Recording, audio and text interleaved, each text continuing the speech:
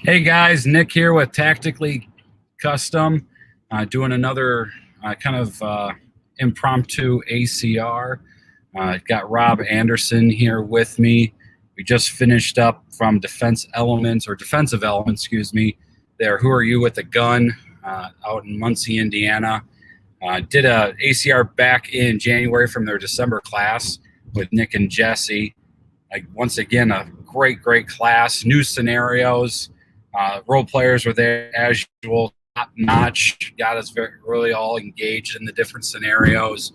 And again, new scenarios which put different things to the test. So again, kind of doing an impromptu one here. Wanted to get kind of Rob's opinion on it. Rob Anderson here is a competitive shooter. Shoot with him at Front Sight Solutions too, with a lot of defensive shooting. This was his first force-on-force class, so I know there's been some of us have been on him about doing a class like this, and again, just wanted to get his opinion on here. So thanks, Rob, for coming on here. Thanks for having me on. So take me through kind of what made you finally jump on board with the force-on-force? So with the short ammo shortage, thanks to the Rona, and the understanding that like the only way to evolve as a shooter in general is to constantly be trying to improve and step outside of my comfort zone, step outside of stuff that I already do, right? Like there is only so many like matches that I can take, and honestly, I don't see very many matches, but I mean it's all the same, right? There's only so many times you can take the same pistol course, the same rifle course over and over and over again, and before it comes to a point where you really need to see how you stack up, how those skills that you've been working on, do they measure up in a real world environment? And honestly, force on force is probably it's the best way for that, right? Like, sure, it's as close as you can get to being in a gunfight without actually being in a gunfight. So. Which we all don't want to do. Yeah, right. Like that's the last thing anybody wants to do. Like this, a bad day all the way around for everybody, right? Sure. So that's just my mindset on it. Like you and Heath and a couple of other guys that like gone fully off the rails. I think it was last winter when you guys really started delving into the force on force, and so it was my time. I'm definitely wishing I would have gotten into it sooner, but it is what it is, and everybody's path and journey is different. Now I'm starting mine, and honestly, I'm definitely loving it. I'm looking forward to more of it. So here's the thing, a lot of people when they say force on force, and it makes me always wonder too, because everybody's like, oh, I don't want to get shot, right? I don't want to get hurt and this and that. And there's guys who play paintball or played airsoft. Have you played any of those before? So I have paintballed a handful of times, and honestly, paint-wise, I would say paintball hurt way worse than this has. Sure. And wearing the same thing, honestly, wearing the exact same thing that I'm wearing right now, minus the cup, of course. But and I will say that paintball has hurt worse than being hit with any UTM that I've wore when it's going. Maybe that's just me. I don't know. Yeah. Well, that's kind of the beauty of this. I go back and I've talked this to a bunch of guys, right? And trying to put skills, and we'll get into the class a little bit, but putting the skills to the test, right? And seeing who you are with a gun, and that's quite frankly the test, or that scenario-based decision making. Everybody straps on that gun, and we talked about it in class, right? Where all of a sudden now you got these special powers, Thor's magic hammer, and here you go, right? Right. And everybody's like, oh, I'm squared away, they're good, and they're not, and they always wonder, is it the pain thing? And being new to force on force in your first one, and what you're saying is, that pain tolerance. And yes, pain is an indicator, and I mean, right. I got hit, a couple times out here, but it's not like that pain where it's just stinging you for hours and hours. Right. You get nicked, and we call them bees, right? We always get hit by the bees and stung by the bee, whatever it may be, right? Right. And it's not the end of the world. So I'm glad that somebody else is telling that, right? Yeah. He hasn't done this before. And comparing it to paintball, and I've never played paintball, but I've had friends who played paintball, and they've always said, guys are turning up the dial on their CO2 tank and making those things fly like crazy. You can't do that here. The rounds are the rounds, right? And it is what it is. You can't make them hurt more. Dial it up to make it go faster, 400 feet per second or whatever. Yeah. You can really ramp it up with paintball guns. But I mean, that's not particularly my realm either. Like I said, I've only done it a handful of times, but I mean, I've been shot in the leg with paintballs or shot in the body in general with paintballs and in the hands. And, I only got shot a handful of times over the course of the weekend. I can tell you right now, honestly, I didn't even feel the shots in the legs with the UTMs.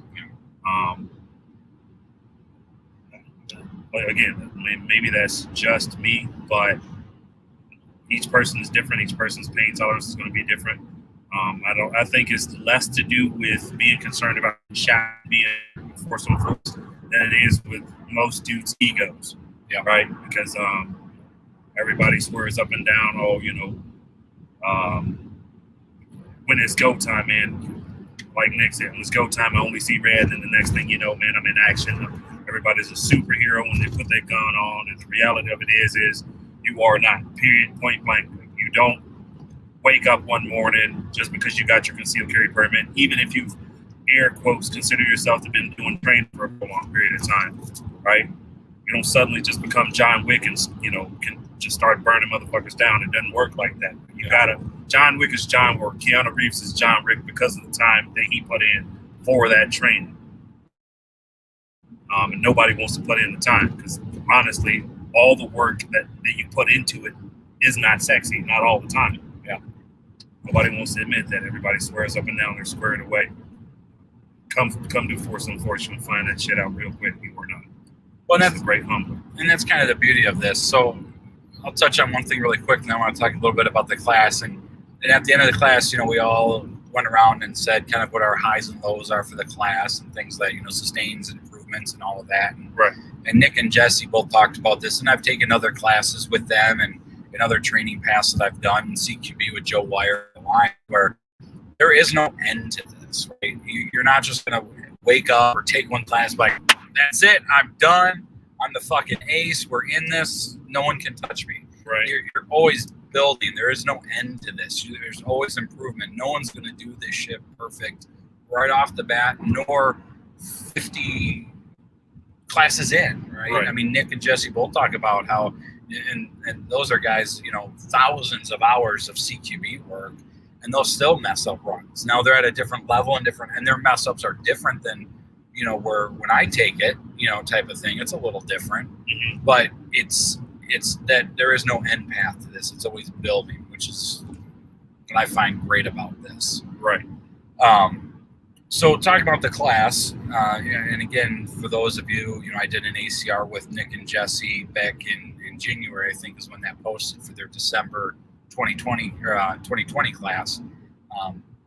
It's all real life scenarios, right? This was stuff that that we either will see every day or have seen every day. There's stuff that have been in the papers and things of that nature. And, they give us the beginning is teaching block, which is nice, right? They go through what does deadly force constitute, right? Like, they talked about those check boxes. Right.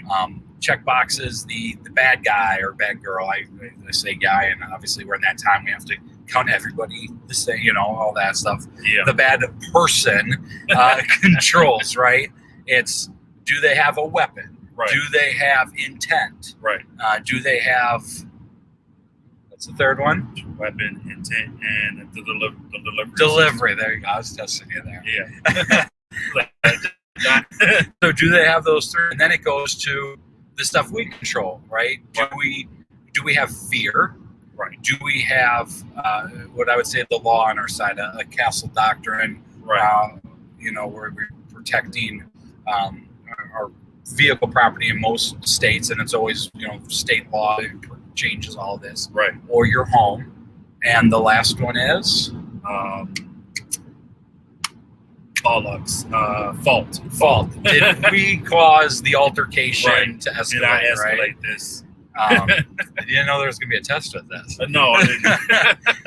And so those are the three that we control, and they talk about that, right? Like, you know, we're you and I have taken a lot of training classes, Right. and more so than I would say any average, or I think probably 95% of gun owners, because anybody in the 2A community, we have to get out there, we have to do training. It's ridiculous that we're not doing training, and even training like this, it's just ridiculous. Yeah. So the fear aspect, right? I'm in fear of my life, my kids, my wife, my daughter. If you're a female, your husband's life, whatever the case may be, or in fear of the life of another person. It's like correct. For some of this stuff is like where a lot of people got hung up on. Yep. All those indicators can be there, and you see people not making decisions based on the fact of, oh, these are not my people. You know, F this, I'm out. You know, so I mean, again, each person is going to respond differently, and of course, local laws and state laws are going to apply differently to each scenario, right? But You're at the end of the day, in Illinois, which is yeah, right. You know, like we're probably one of criminal. exactly, probably one of the worst states, and in my mind, because to a lot of these scenarios, my decisions that I apply were based off of what I currently know as law, and honestly, what we teach at the company that I work for. Yep. So I applied it, and those check boxes really help. You know, is there a weapon present? Check. You know, is there a legitimate fear of great bodily harm or to myself or the life of another person? Check. Right? Is this person heeding commands? Check. Is there any other option for me to handle this situation? Yes, no, definitely not. All right, send it, and then just drop them, right? And then, of course, shooting till the threat is stopped, and not taking it a step beyond that, because again, a lot of people get caught up on that, right? Like, you know, do you keep popping the person after they're already down on the ground, or where do you stop? Yep. Right? Can that person become a threat after you already shot them? Is one or two shots going to stop them? Let's not go into caliber and all of that stuff, because that's a whole nother rabbit hole and all of that. Yeah, right. We're not getting in that argument. Facebook, online, all you trolls, geez. We're not doing that. We're literally just talking about just standard stuff here. Yeah. So, and you kind of brought up a good point there. You know, the check boxes and people's take on, am I going to protect somebody else? And we talked about in that class, and hence the title, Who Are You with a Gun? These are all things that you need to find out for yourself, is when do you interject yourself? You know, there's, a scenario where people injected themselves and took care of a threat early before it affected somebody else. There was some that didn't want to do anything and just, not my fucking problem, I'm out, would try to leave. Just gone. Straight up chip. And then there was some who'd watch and be good witnesses, and then all of a sudden something would happen, and then they would take action. Yeah. Maybe a little too late, right? Exactly. Entirely too late. And it's like, can you live with yourself if you saw somebody get killed, get murdered, where you could have potentially stopped that? And that to me is, and a question that I've always had to talk to myself or think of myself, like, who am I willing to put my life in front of, right? Like, right. I got my family, I have my friends, some friends, maybe, so, but I have my friends, my family, and everything like that. It's a normal Joe Blow stranger at, the local, whatever, driving by 7-Eleven now, whatever it may be. Mm-hmm. Are we going to put our lives on the line for them? And that's something we all need to have, that internal monologue to know what we do. And I always equated to blackjack, right? You have guys that say, if you hit on 16, you always hit on 16. If you stay, you stay. So you have to have that dialogue to say, I'm always going to defend an innocent, whether there's somebody I know or not, or you don't, and that situation may dictate that too, but you have to have that conversation. And I mean, to make the assumption, this is not my business, but you don't know that person's level of training as they're dealing with that situation. And, let's just say you choose to not get involved, and they are not trained at all, or brand new and they just got their concealed carry card yesterday, or whatever, and just strapped on the gun yesterday, or whatever, right? Like there's a ton of things you cannot control, and you can't expect that person to immediately act and basically rise to the same level that you're at based off of what training that you have, because you don't know what they've done. And everybody's different when it comes to the fight or flight or freeze response, right? So while you in your head, let's just say you got the training down, right? You've got the time in the range. You have force on force. You're like, all right, all my indicators are present, all my boxes are checked, and this goes down, and you play this scenario out in your head, and you just burn that threat to the ground, and then you're expecting this person to do the same thing, and maybe they have the same level of training, maybe you don't. Maybe they just get caught lacking that day, and then just boom, right? Their card gets punched, and cancel Christmas. You can't assume that everybody's going to respond the same way. You can do train yourself to the best of your ability, and keep training, because the reality of it is you don't rise to the occasion, right? Falls to the lowest level of your training. For some people, the lowest level of their training might be a muffed up draw stroke and throwing the gun, right? Yeah, stay in front of it. And that's why even at training, we always talk about why do we do things perfect. And I've had this at front sight where people say, well, I was in in a low carry or a high carry or whatever, or low ready, but it was a little further out, but it's fine. What's a half inch? Well, you need to be perfect when we're training this stuff, because when we do shit like this, or you're in the real world, that perfect is not going to be 100% perfect in the real world. It's going to be dialed down. So you always want to practice and plan for perfection. So if it does give a little bit, you're not giving on a low carry. You're not low carrying out here. You're still a very minimal margin of error. Thank you. Yeah. The other thing I wanted to bring up too when we talk about this is everybody's on the flat range, right? And you point and you shoot, and they talked about you do that whole left, right, check. Yep, we're good. And gun goes away. And it's not even gun goes away. It's gun like ram. It just slam. That's right, even if they look. Yeah, it's just bang. Right. Okay, done. Yeah, smoke that. Where in real life is that the case? And these role players are really great at making sure we get quality hits before they go down. Yeah. Heath, Kelly, Tim, Jesse, all of them, are phenomenal role players. And I know they didn't have a couple of them couldn't make it, but phenomenal role players. Oh, great. There's traffic. We'll have plenty of time to talk. Lovely. Gotta love Chicago. Right.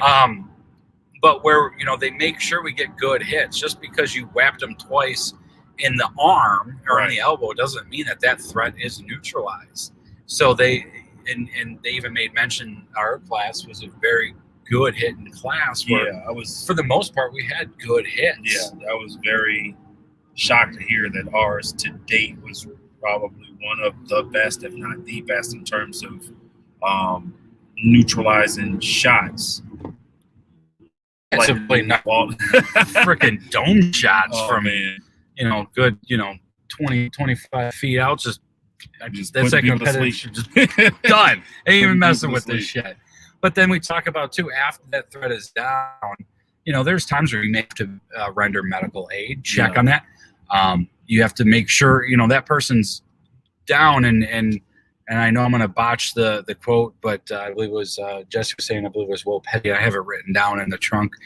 Just because you hit him now or you shot him now doesn't mean you hit him. Doesn't mean you hit him. And if you hit him, doesn't mean that he got hurt. And just because he's hurt doesn't mean that he's dead. And just because he's dead, he's not dead right fucking now. Right. And again, sorry everybody out there. I'm sure I butchered it, but sure you did too. You get the generality of it. We're paraphrasing. Where when guys go down, you're vertical, now you're horizontal, you're on the ground, where shit gets plugged back up, that blood pressure spikes, and boom, that guy's up. So the beauty of this class, which flat range for some reason doesn't teach us or needs to be added into curriculum or can't, I don't know what the case is, but that stuff is real. And you get to put that to the test with this class. Right. And the one thing is, and calling 911, and we learned this class, like shit goes down, you got to call 911. How does that call sound? Right. Does the call result in you spewing entirely too much information and not making it clear that you are the victim in this situation and you had to defend yourself? Like, and like for me, a lot of times, just talking in general is hard. Me in English, which I have a relationship, like I cannot articulate words, in real time to save my soul the vast majority of the time. So if I have time to write something down, or even if I take a pause and reset myself and think through what it is that I'm about to say, sometimes it takes a little bit longer. It is what it is, right? But I mean, there were some things some dude said that like made perfect sense, and it registered in my head. All right, I need to say that or something like that, and then the next run, totally fucked it up. Like, oh, what the hell happened? Well, there'd be calls where in my head I'm saying something and my mouth is just blah blah blah blah blah blah blah here. And they talked about 911 call operators. Their job is to get you talking, to get information. And we talked about all different type, routine, critical information, stuff like that, where you want to give them the critical information. I was just assaulted with a gun. Right. I had to shoot him. No state is, an exchange of fire and assault. Yeah. Period. He is down. He's dead. I need EMT, police, whatever the case may be, or whatever. But not giving them. Yep, I'm here on north side of Muncie. Well, what does that mean? No, I'm here at such and such address, or I'm at this area of a location closest to a landmark. That's this, to give them details that they need, but without going throw up on them.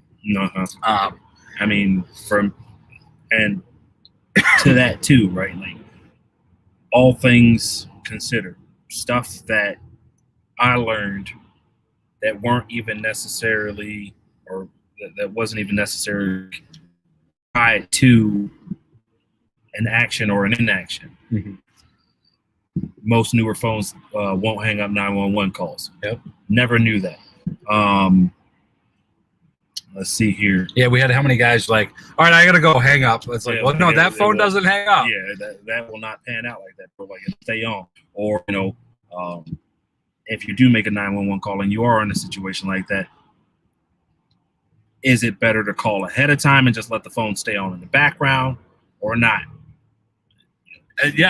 Every situation dictates is different, right? Like, you may have to be rendering aid to somebody. Well, you have the phone, you got to give them information while you're doing there. So there's a lot of different things. And that's the beauty of this class, is they are purposely putting you in these situations, trying to give you task overload at times and things like that. So try to work through the hierarchy of the tasks that you need to do, and what to focus on. Like, threats down, and you might need to render aid. Are you holding your gun on the threat while dialing 911 and trying to render aid? Well, you only have two hands. Right. And then all of a sudden you see guys swinging and muzzling people. And that's the other thing, too, with the flat range that I want to bring up, is weapon carry and ready positions, right? Ready positions. I mean, how many times do we see, and we had some pretty squared away people in the class, but that being said, when you're in a stressful environment and it's not something you're taught, we have one guy that said he's never been formally trained on that stuff. That dude literally has never taken a class. Pretty much just thrown head first into the deep end. Well, we had that one new one, and then we had another guy who's taken this class in December and has taken other classes that I've seen him around, but he has been never formally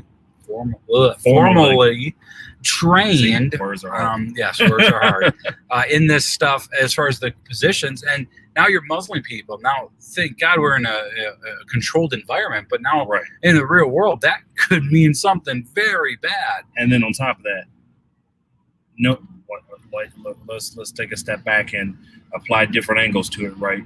Somebody walks up, they heard gunshots. There's this dude freaking out with a gun out, and they don't understand the context of the situation, right? And then add to that a phone just randomly in play, right? Yep. Everybody and their mom's got a damn smartphone. Yep. Boom, right there in your face, and now all of a sudden, you look like the bad guy. Yeah. And we talked about that and the different angles and everything. Yeah. that all of this starts to put into play that I never thought about prior to these classes. Is I always strap the gun on. I'm like, all right, I know how to shoot. Good, I'm good. Fuck, that first class in December, which we talked about on my other ACR, I was not good. You know, and there was times where I'm like, why the hell am I carrying this thing? Like, it really mind fucks you. Now on this class, and you know, it was great to see stuff that I wanted to work on and you know, be better at verbal commands. Oh, somebody hit a deer. Verbal commands, muck, and things of that nature to help control the situation. Well, now that I have that stuff down, now I see where my other deficiencies are, right? Now I have a whole nother list of shit I got to work on while still maintaining the other stuff, right? And, but you know, you go through this thing a third, a fourth, a fifth time, and I'm pretty sure there's still going to be shit that you get right and still going to be shit that you get wrong, and then that'll create another 3, 4, 5 lists of shit that you need to still work on. Yeah, and that's, again, it goes back to that main point where this shit never ends. It always is developing. You know, I was talking to Eric, the owner of MTAC, on Friday, and he was telling me how he didn't pistol because of COVID and ammo and everything for, I'm going to spitball here, I think it's 9 months, maybe 16. I forgot exactly what he said, but a long time. And he was rustier than shit, right? And he was a very good shooter prior to that. But he's just rusty. You lose those skills. So now you have to get back and hone. So there's going to be times where you start focusing on some stuff and some of those other skills may start to die down a little bit.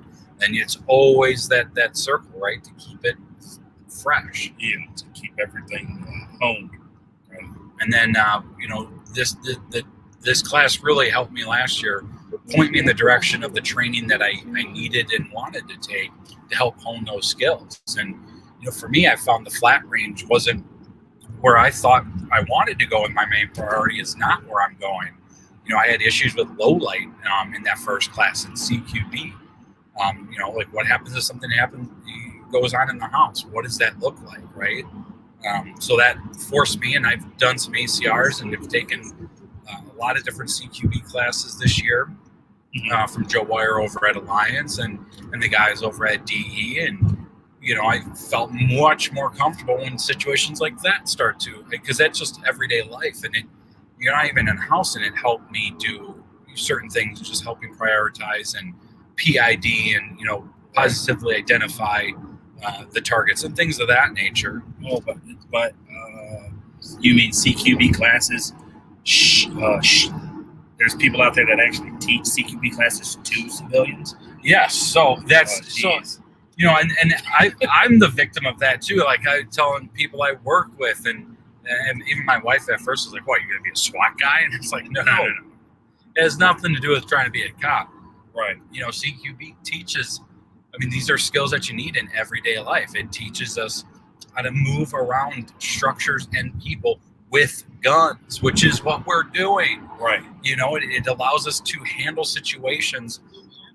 We talk about like the violence of actions and things of that nature where, you know, people might get into a gunfight and everybody pies the corner and gets shot and does a little slower. Where we, with the package that I've started down and really got into the training where we talk about violence of action, where we just take the corner, right, and you just pop it and you take that shot. I have an ACR with the guys over at Defensive Elements from a class that I did for their Anatomy of Structures class back in April, I believe is when that was. Mm-hmm. So there's a lot of good things, and it has nothing to do with cops and running and gunning. It's literally decision making under stress. That is probably the easiest way to put it. Decision making under stress and being able to manipulate your firearm within structure and around people. Right. Right. And so that's another thing that this shows is people need that on top of it, right? It's fine. I got that here. It's good. So, you know, the beauty is it shows you that training path. And on top of it, this class, all the ammo is included. It's all UTM. Don't have to pay a dime for it, right? Yep. The gun is included. Don't got to bring a gun, you know, to shoot UTM. You don't have to buy anything special. It's literally yourself, clothes, because it's 2 days. I hope you change your clothes, especially in the summertime. It's pretty hot in there. Yeah, it was. I had some tea action going. You know, Note-taking material. Trust me, guys, you want to take notes in this class. There's no want. You need to, yes. to take notes for these classes.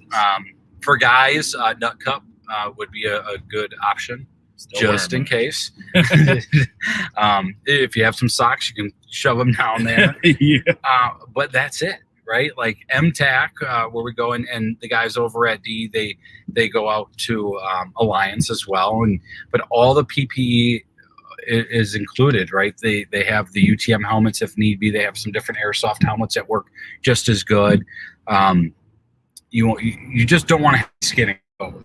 So some gloves, gator would be a nice thing to bring because you can wear some of the different masks that give your visual a little bit better. Maybe some safety glasses, some basic stuff. But worst case scenario, you don't need that stuff, and they give you options. Phenomenal training for 2 days. Phenomenal training that really show you where you are.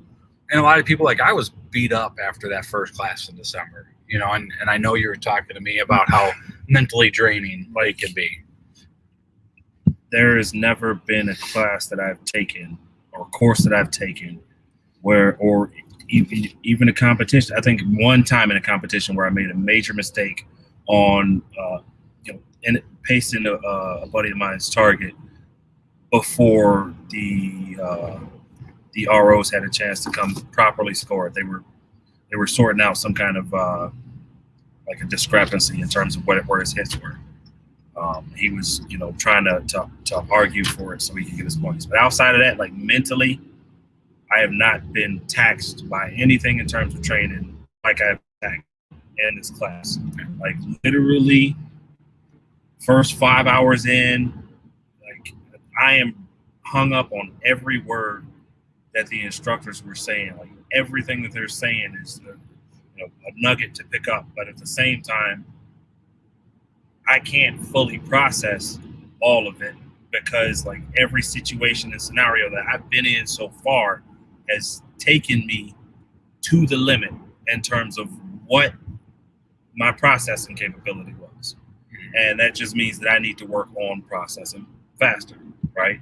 Of it, easy, no problem. I got a solution right here, right? But some others, right, just fully drained, and like I get out of that situation, I finish that scenario, and some of it was I able to shoot? Yes. Did I shoot? Yes. What other option did I have that could have led to me not shooting? Right. So I'm like, there's feeling great because perfect execution on everything, but at the same time, it's like, dude, drawn in that situation and then having to use it. Like, what could I have done differently? And that's still a fail. Even if it saved your life and the life of somebody else, right? Still a fail because of the circumstances. Some of it, your hands are tied. You got no choice, right? Yep. And then others, it's like, well, maybe I can carry, a handful of cash and just pretty much just disappear in a flutter of bills, right? And just gone, right? Yep. Let them stay there to pick it up. Others, I got half of mine to start carrying like M80s in my pocket or something. Just a pop. Well, and that's distraction. And just dip, right? And that's the thing too. Like, not every scenario was a shoot scenario, right? Exactly. Like, so, day one, we started class around 8 a.m. and we had instructional blocks, right? So we went through a lot of different things: the use of force, the totality of circumstances, kind of let's check about all that stuff, right? And then we started getting into scenarios, and it started building up, right? And adding some different layers of complexity to it, different decision making, and it was a mixture of potential shoots, potential no shoots. Some guys shot, some guys didn't, all in the same scenario. And that's the other nice thing is when you're done with your run, you'd go up on the catwalk, then you would be able to see other guys handle the situation and how they did it, and how you could potentially do it differently. And they would always change up the numbers as far as who was going to go first, so everybody had a chance to see, all the runs, no runs. I always liked being the first one in, just because I didn't potentially hear anything. Like, it's just fresh. I'm get it out, and I can watch guys. So I do like watching to see how other people did it differently than I did. And the ridiculous part about it is so for some of it, you can hear what's going on. And that's just because the proximity of the classroom to the shoot house itself. And you subconsciously to a certain degree game it. But I didn't want to go in with that mentality. But like still, you find yourself the moment you go through those doors, like heart's pumping, adrenaline spikes, and go time or no go time, whatever situation whatever solution that you map out in your head for that situation as it's playing out is totally different. So one scenario, dude just completely lights the perp up, and then another scenario, somebody might just throw cash or just completely surrender, right? Like give everything up, right? Let them take everything, and then they're left alive, but they what could they have done different? Another situation, dude goes hands on, and it's like it's just nuts to see how wildly different everybody's actions were, even given the sounds that they could still hear going through the door. Yeah, and that's one of the things. So I tried to keep talking and interacting with people because I didn't want to pay attention to that. Mm-hmm. And it's kind of just the training environment. You can only do so much. And right, I was talking to the guys. Maybe play some music in the room, something like that, just to so we can't hear potentially anything. Because you're right. Subconsciously, your brain. We're all human. Shit can happen. Right. Me personally, I didn't want to hear like whatever was going on the other side of that door. I didn't want to hear it because that was just in my mind. It's just making it worse. I'm like, shit, here we go. Like, and then you go. So if you go in with that mentality, I'm gonna have to burn this dude down. You're gonna burn him down. Exactly, you're gonna burn him down. And if the only thing you have, the only tool you have in your toolbox is a hammer, and everything is a hammer. So if you're going in expecting to burn somebody down, then maybe you miss a cue that allowed you to get out of this situation without using, lethal force. Yep. But instead you took that lethal force option automatically, and now you're stuck with, possibly, 25 to life, depending on the circumstances, right? Yeah, 100%. And that's, and it's just being in this scenario, and they talked about that at the beginning too, just being involved in the scenario, being in that scenario, whatever if they give you a backstory or a scenario or a bedtime story, they call it, right? Like here's the bedtime story. This is where you're at, right? Like just be in it and be emotional. And that was one of the things that they said too. And I thought we all did really well with being emotionally in this. There's scenarios that I think got to all of us. Oh man. I'm a mellow dude, and I flew off in rage. And some of us may not have, a child or not, but we all were kind of in different scenarios, right? Yeah. So that's kind of the beauty of moral. And the other difference is when you talk about some guys went hands-on, and for those of you listening, so if you were going to be physical with them, punch them, judo them, jiu-jitsu them, throw them around, whatever, you don't put your hands actually on the role players. You just say hands on. Even though that almost happened. Some of us over here really want to go and start going foot whoop on some of our friends. And then on top of that, like to a degree, okay, let's just say you do air quotes hands on. Are you capable of doing that? Yeah, you can't just use it to default. Exactly. Like, hands on. I'm a master double blue belt jiu-jitsu, throwing them around. No, don't work like that. Do you actually take jiu-jitsu, right? If you find yourself in these situations, do you take jiu-jitsu? Words are hard. Can't just. Do you take judo? Can't just say it. Are you being 175 pounds really going to rock this 250-pound dude and drop him? Come on now. Yep. Hey, so I find myself in that situation hands on. My default is not. Am I trained? Yes, a number of different things. It's not. I automatically punch this dude. No. Okay, you're an MMA fighter. You're super squared away. You knock this dude out. No, I'm kicking him square in the stones, bro. Like, out of the game. What you thought this was? Like, that's my purse. Boom. I don't know you, right? Well, and that shows you, right? And the difference with all these guys are because of the difference of the levels of training. We've had guys who said that they're very confident in their shooting, and I think some of them, have proven that, and you as well. And some may not be as squared away on that. We had a couple of students. There's some scenarios that they weren't comfortable taking a shot from where they were, so they got closer to the situation. And we have these hot washes, and we talk about why we did certain things to find that out. I'm not saying that that's a bad answer or that's the wrong thing to do. If you're not comfortable taking a shot, or you don't think you saw something, I mean, it's not wrong.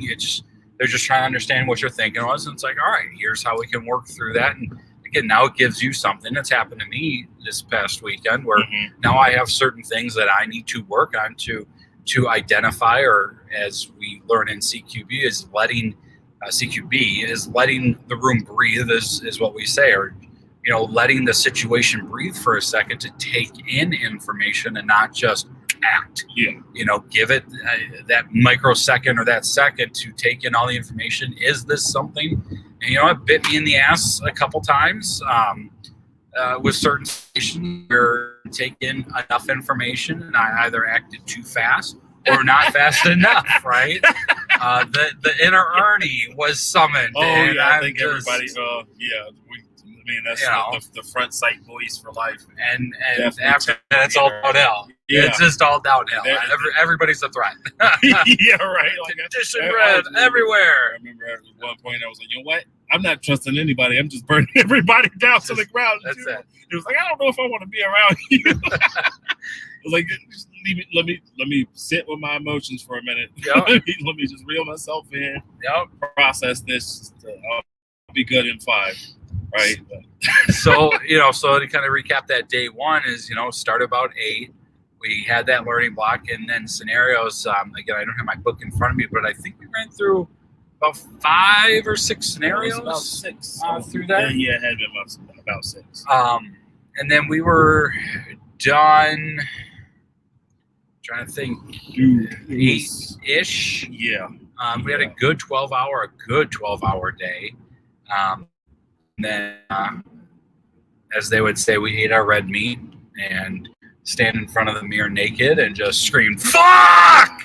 And I think Keith and Nick and Joe would all appreciate that. I think everybody got shot up that day. It was just going. And then day 2 started about 8:30 or so. Yeah. And give everybody a chance to get, I'm sure, loaded up from the hotels.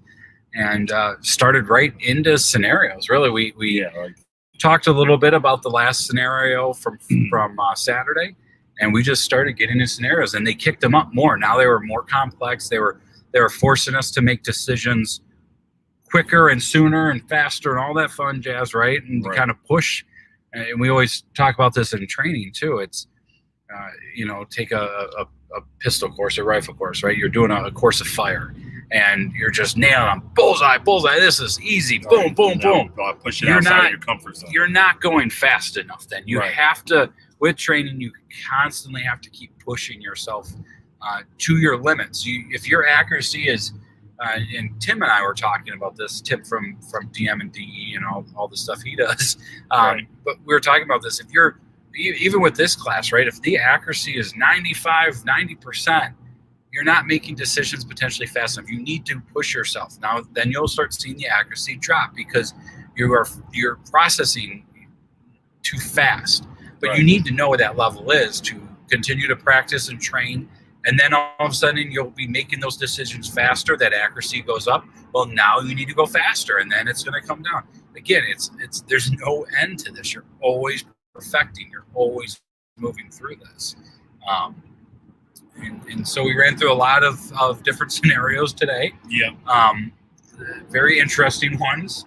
And I would definitely say so. We have new names for different areas of MTAC and stuff, but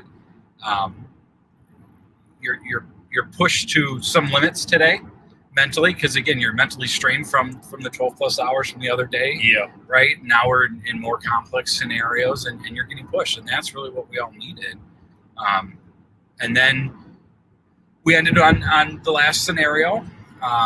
Got back and we hot washed, right? The weekend we hot washed how both our seasons improved for us personally throughout the whole 2 days, and then we talked about the class too. Right. And again, I can't thank the guys over at Defensive Elements, Nick, Jesse, Tim, and those role players. We had Heath and Kelly, just dedicated people and to the craft, and you and I both know Heath and Kelly from front second stuff, and good people, really good people. And honestly, I didn't realize they could act as good as they did, because I mean, they were super believable in every role that they played.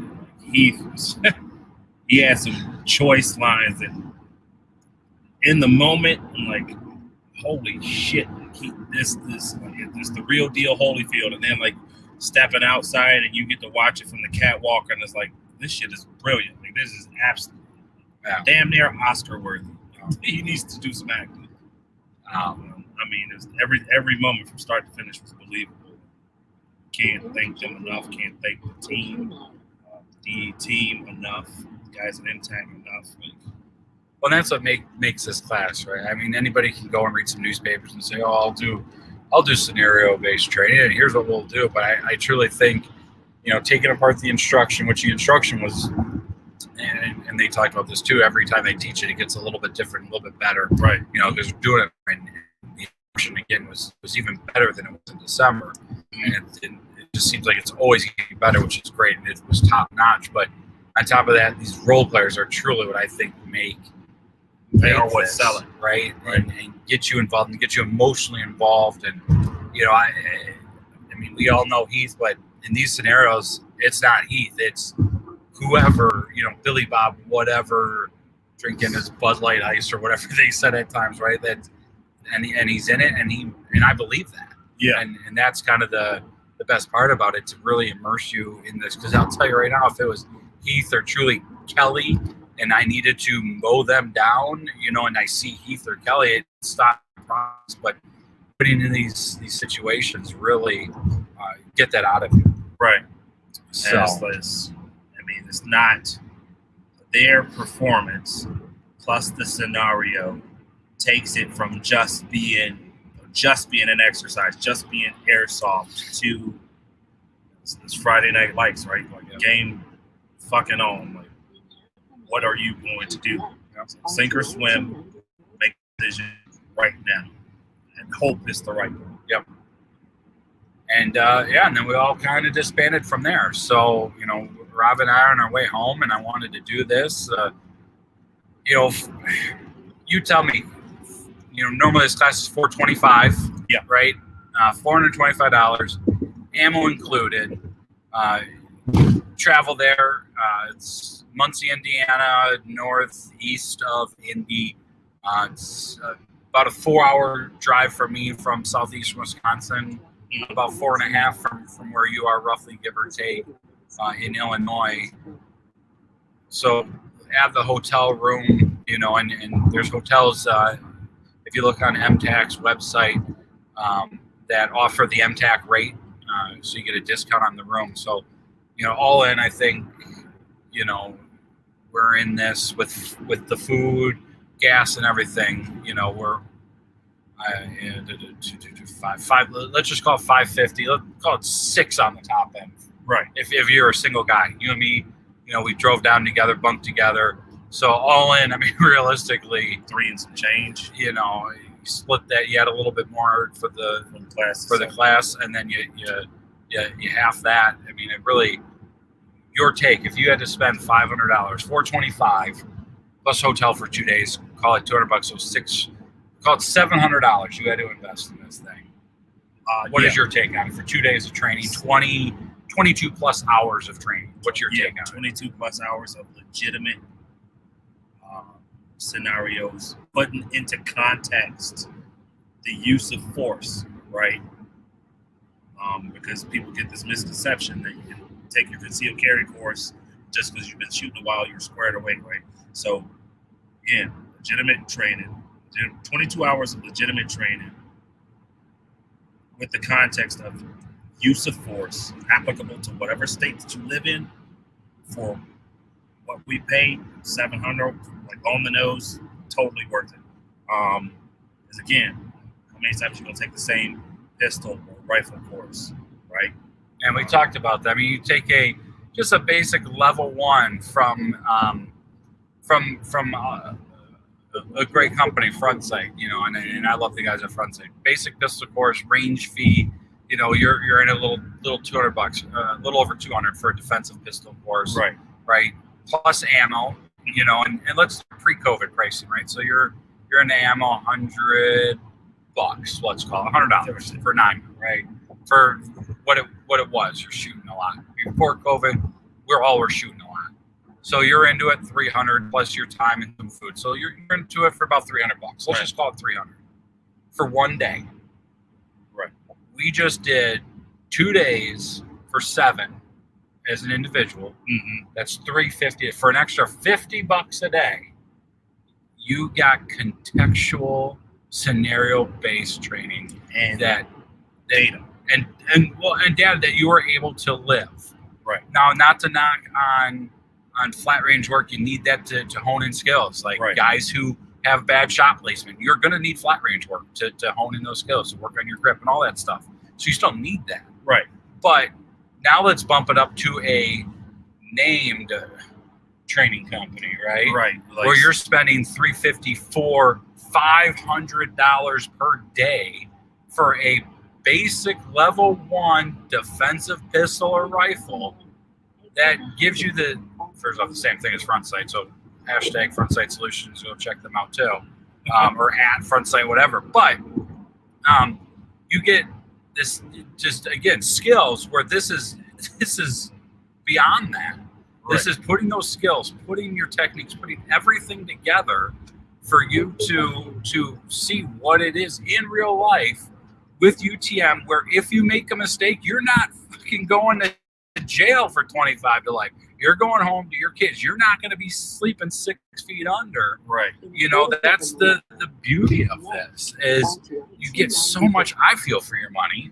I mean, do you agree with that? I definitely agree. Plus, I mean, not only that, like most dudes that are into training have friends that are also into training. So I wouldn't necessarily think of it as, I'm swallowing, $700, to just go bang out this class, right? Like, carpool with you, carpool with your friends, right? Airbnb. That was the next plan of action if we get a large enough group, right? So let's apply the check the box principle to training, right? You get your gun, check. Get your concealed carry permit, check. Get some, decent flat range training, right? You square away on the level 1, the level 2, right? Check and check. What's the next move? Because you are carrying a gun, the next move needs to be force and force. You have to put all that stuff. You have to put everything that you learn to practice, because if it only holds up on the flat range and it cannot be applied to anything else from a defensive standpoint. Again, we're carrying a firearm for the defense of ourselves and other people. It can't hold up in force on force. Those happen. Again, competition. It's on thing. I'm a competitive shooter, and some of the skills acquired from competitive shooting directly translated to some of the scenarios that I had to do over the course of the weekend. I spent a lot of time in classes, so for me, I put in the work, and I'm going to continue to put in the work. It's not saying just because I take a force on force course doesn't mean this is it. I'm only ever going to do this, and I'm never going back to anything else. No, you need all of it. It's a totality of all skills. Yeah, in my mind, totally worth it, right? Well, then I wanted to ask you. If I hit a couple of these a year, it's totally worth it. I want to ask you more about the competitive shooting side of it, right? Like, you go to a competitive shooting local match? How much is a local match to do competitive shooting? Locals vary. The locals in my area roughly run around about $25. Okay, and then so the bigger stuff, right? Then you go travel for those guys who travel out of state and everything. What does that start? Roughly 75-ish, about 25-ish, depending. I think I've done a handful of stuff that was out of state. Usually it's about $75. All right, and then how many days is that usually? It's 2. I believe this year's nationals was 2 years. I didn't get to make that. I believe usually nationals is 3 years. Last year nationals was 3 years. 3 days, you mean? I'm sorry. Jesus, 3 years. That's a long. Words are hard, and I am tired. Lord. I told you my brain is mush. Yes, 3 days. So 3 days plus, if you're gonna drive, right? Yeah. Or fly. So now you're from the Midwest. You driving either way it goes. That's what we do. Realistically, you're at the cost of what this class does. By the time you add it, and not trying to knock on competitive shooting, but those guys who are shooting with COVID. I mean, let's face it, COVID, right? Mm-hmm. Everybody's COVID. I'm so sick of hearing about fucking COVID, but ammo shortage is a thing right now. We're June 2021. Ammo shortage is a thing now. Ammo is starting to become more available, but it's still above where it should be. I mean, I just saw a case, 1,000 rounds of just shitty Tula, right? Just steel case ammo, 1,000 rounds for just under $500. I mean, that's $150 all freaking day long, right? But it is what we're dealing with right now, where we can go and do this type of training, and it's available. The UTM rounds haven't changed really in price or anything. It's available ammo, and it's quality training. It's phenomenal training. Yeah. And the bug bit me back in December. I mean, I've taken I have Force on Force classes with DE. I've done CQB, both Force on Paper. I've done live fire. I mean, practically every month since December, January, February was kind of a slow. I did a medical class, which medical guys is another thing you have to take because in the real world, and they are right, you are more likely to use medical to help you or somebody or somebody else before you will ever use a gun or force. So medical as well. Medical in February, I did live fire, CQB, Joe Wire out in Alliance, which again, guys, if you have the opportunity, that's a great place to look at CQB work for.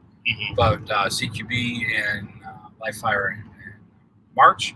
April, I did the Force on Paper with DE in Muncie. I went back to Alliance in May, and now out here, and then I'll be back in Muncie next month. Sounds like an addiction. The bug bit. I mean, and it does, and unfortunately, you have some guys where they do this training, right? You talk about ego. Yep. And then all of a sudden, their butt hurt, and and making excuses. Well, if this would happen, if this happened, then I totally respond like this. Guess what, bro? Life doesn't play out like that. No. Because there's a bunch of dudes who had that mentality, and I mean, how good are they? How good are their push-ups? Because what they're pushing up right now is fucking daisies in there. Well, that, and then they just disappear out in the sunset, right? Oh yeah, they never come back. It's pushed me. I mean, it really, like I said, it's been in December, but it pushed me to get better and train on my deficiencies. I know from our conversation, I mean, it sounds like the bug kind of started biting you. Yeah, like everything I thought that I was going to do training wise, this just again out the window, like off into the distance. Like, put wings on that shit because it's gone. This class, DE's CQB out at Front Sight in late July, rolling in August. Taking a CQB course with Joe Wire in August. Going to be rolling into the CQB course in September with DE again. Like, gonna, to the best of my, try to talk friends into going for one, all of them, or two, right? Definitely the next Who Are You With a Gun in December. And since I've gotten involved or gotten into, or the defensive and tactical shooting like progressed on my journey as I continue to improve. I constantly see, or you see a constant of select group of people tied to a select group of other people. Like, and as you progress, like the network just continues to open up, and it's pretty much the same people. Say, oh, you know him? Yeah, I've trained with that dude too.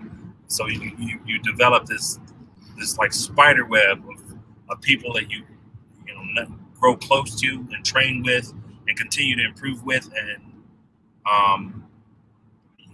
it only like builds you continue to grow as a shooter. It gets more expensive. Like with each year, my training, man, I'm telling you, like each year the training budget almost doubles, but well, it is totally worth it. Like I'm not regretting what my progress is at all. I'm only wishing that I would not have had an ego about what my overall skills were earlier on. Because if I would have started on this path, way earlier, like in my early 20s, would have been like, you know what? I think I could use some work, right? Let me seek this out. Like, where would I be now, right? Probably complete polar opposite. I'd probably be like. And I say that too. I'm like, Heath, why didn't you tell me about this sooner, damn it? That part is he probably did. He's been saying it. We just ain't been listening. Yeah. So I think it really boils down to, and again, I'm glad you're able to do this with me, to kind of put it out there, because I've talked about this class to a lot of people, and I think ego is a big thing. Just check that shit out. With dudes, no one fucking cares about your ego. There's always this machismo shit. I'm the baddest motherfucker in the valley. Like, again, something goes down, it's go time. Doesn't matter who's there. Like, some squared away, like super alpha types, right? And then those same dudes, like, hey, show up to a match. Nah, bro, I'm good. I don't need to test my skills. And then you go to a range with them, and fucking 17 rounds. You give them a mag of 17 rounds, and like 7 of them are on paper. It's like, where the hell's the other 10, bro? And again. They come to their first match, they think they're super squared away. Next thing you know, they're trying to figure out why they can't hit some shit at why they can't hit shit at 7 yards but can at 25. You probably don't know mechanical offset, dog. And all of a sudden you think you just gonna, wake up at the first off, you think you're gonna be sleeping so super light on some Green Beret shit, pin drops in the house, and you just waking up, kitting up, and just fucking clearing the house like Team 6 or some shit. Oh, I will. And the reality of it is that is not going to happen at all. And again, you're going to fall to the lowest level of your training. Yep. And in your mind is one thing, and in reality it's totally even lower than that. Fucking Barney Fife in it, dude. Like, one round, bang, miss. It was a warning shot, and your fucking pants fall off. Like, stuck. Literally dick in hand. Like, I don't mean to say it like that. But. No, and that's really it. So it's really, you got to check those egos. We need to learn. We need to be, and they talk about the students, not participants. We need to be engaged in this stuff, know our training path, define our training path, and that's what this does. Ultimately, be open to the fact that you can make mistakes. Oh yeah, never once did they just say, "Oh, you're fucking stupid. What the hell are you doing?" Never. It's just if they didn't understand why you made a decision, they would just be like, all right, so what did you see? Why did you do it that way? Doesn't mean that it's wrong. They're just curious. Like, why? Right. Oh, okay, that makes sense. That caused you to do that. Right? And it happened to me. I did something a certain way that was different than most people. Looking back at it, I wish I would have done something different, but I didn't see a certain object or a certain person or whatever it may be, right? Angles. And just... it is what it is. But guys, I mean, everybody out there, and for what this costs, it really is. I almost think of it like an insurance policy, right, Rob? Like, it's a cheap fucking policy to see where you're at, what you can do, and where you need to go and be. At the end of the day, everybody wastes. And think about it. How much money do we waste on dumb fucking gear? Dumb by whatever it may be, right? Probably Just dumb don't shit. need that second, the third, fourth, fifth shitty AR. Yeah. With fucking O lights and fucking put those O lights away. Jesus, pick your poison on cheap optics, and you should probably invest. Because I look at every course, every class, every form of training as a fucking investment. Yep. Right. Hard skills. What can I learn, B, benefit from, C, pass on to somebody else? Right. So for most people, it's just a closet full of shitty weapons. That's and bins full of shitty gear, right? Yeah, how many fucking classes does that boil down to? Everybody's got to start somewhere, don't get me wrong. But to keep the definition of insanity is keep doing the same thing and expecting different results. Yeah. Why is the bulk of the community continuously doing the same goofy shit? Is what they do. But I mean, ultimately, the guys over at Defensive Elements, fucking awesome guys, and they truly care about our training path. They have zero egos. Nick, Jesse, Tim, again, I can't thank you guys enough. If you are watching this ever, thank you. We really hope my training path and me and what I'm doing and what I'm about, I mean, you really helped define that Heath. It kind of got me down this path, and thank you to everybody. Kelly being a role player and putting up with us guys sometimes. But I'm staying away from all the shit that y'all talk because I'm trying not to get murdered. Again, she's gonna kill you or he's gonna kill you. Again, guys, you got to get out there and train.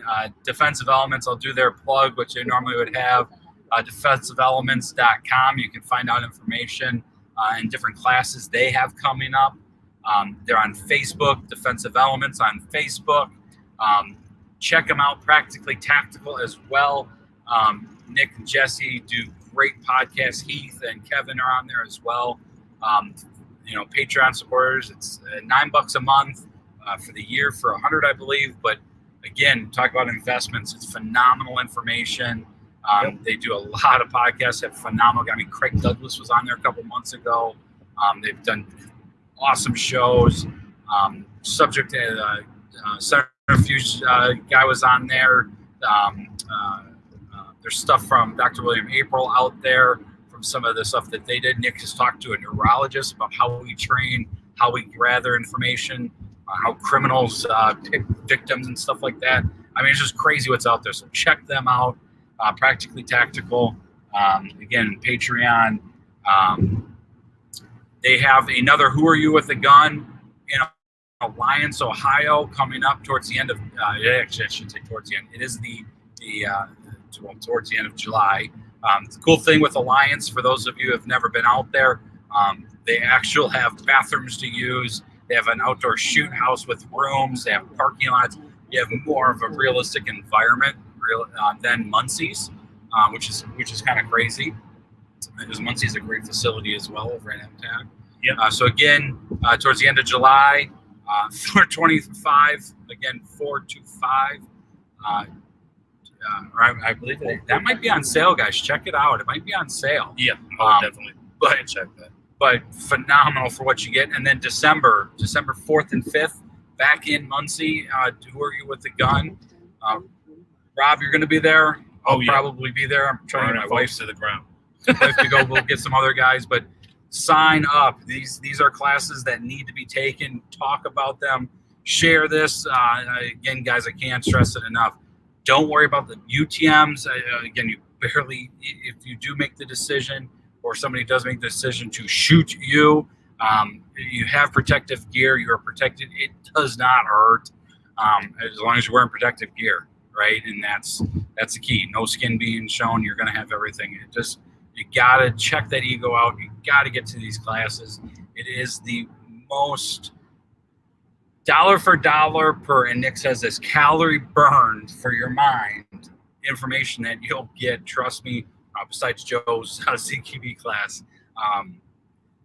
Got to take it. You just got to take it. Get out there, train, find a way, get a buddy to go, split the hotel, split the ride, split the cost.